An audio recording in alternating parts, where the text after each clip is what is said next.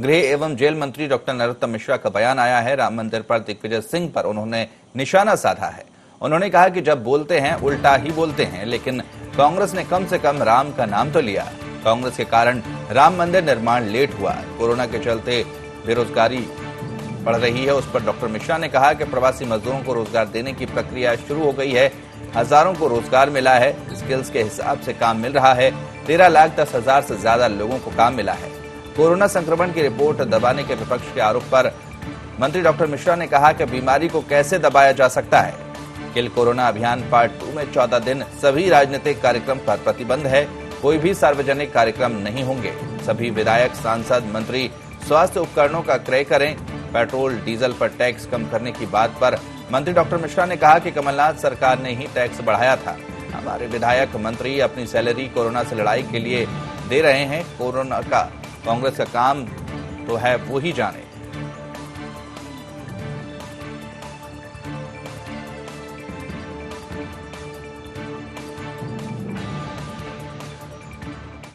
कुछ लोगों की आदत ही होती है आलोचना करने की, और इसलिए वो जब बोलते हैं उल्टे ही बोलते हैं, अच्छे में भी बुराई ढूंढते हैं। वो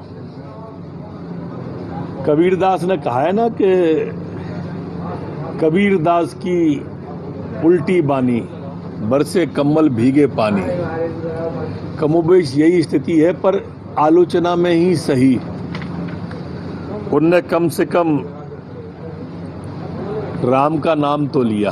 कमलनाथ जी हों या ये हों, इन्हें अपने शीर्ष नेतृत्व को भी बताना चाहिए। जिन लोगों की वजह से इतना लेट हो गया भगवान राम की भूमि का शिलान्यास, कपिल सिब्बल से लेकर दूसरे बड़े बड़े कांग्रेस के नेता अदालत में खिलाफ खड़े रहे।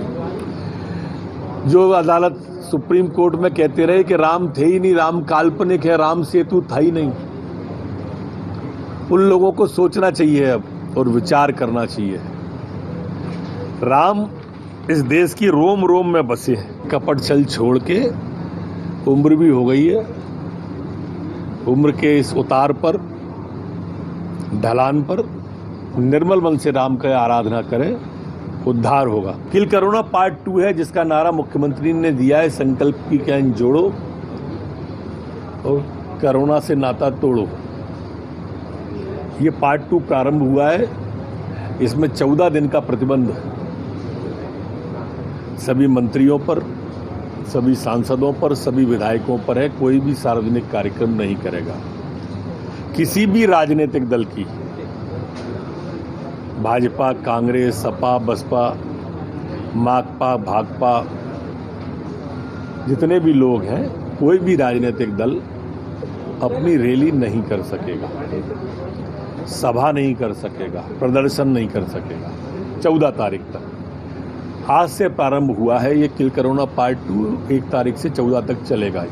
कमलनाथ जी को तो ये कहने का अधिकार ही नहीं है, क्योंकि वो कमलनाथ जिसने अपने घोषणा पत्र में, आदरणीय कमलनाथ जी ने कहा कि हम 5 रुपया डीजल पे, पेट्रोल पे कम करेंगे, और हुआ क्या? हुआ उल्टा। उन्होंने पेट्रोल पे भी पैसे बढ़ाए और डीजल पे भी पैसे बढ़ाए। शीशे के घरों में रहने वाले अगर दूसरों पर पत्थर फेंकेंगे तो कैसे काम चलेगा? मुझे तो नहीं लगता है कि इस बात में सच्चाई है, क्योंकि कोरोना संक्रमित की रिपोर्ट तो दबा लेंगे, पर कोरोना कैसे दबेगा? जिस व्यक्ति को कोरोना हो जाएगा वो कैसे दबेगा? रोग है वो कोई कागज नहीं है। इसलिए मैं कहता हूं ना कि ये जो आरोप लगाने वाले लोग हैं, इनको थोड़ा अपने आप को दुरुस्त करना चाहिए मानसिक रूप से।